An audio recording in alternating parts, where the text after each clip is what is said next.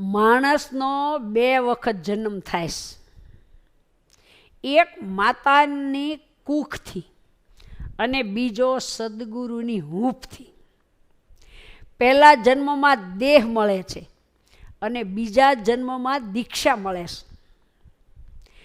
પહેલા જન્મ વખતે રડવા લાગે છે અને બીજા જન્મ વખતે રટવા લાગે છે. પહેલા જન્મની યાત્રા મોત સુધીની હોય છે અને જ્યારે બીજા જન્મની યાત્રા મોક્ષ સુધીની હોય છે. બાળપણમાં દેહના દુઃખો માતા મટાડી દેતી, પરંતુ અંતરના કજિયા તો સાચા સંત મળે ત્યારે જ મટે. એટલે જ સંતને જીવની સાચી માં કહે છે ને સંત જ ભગવાન ભજવાનો રસ્તો બતાવે છે.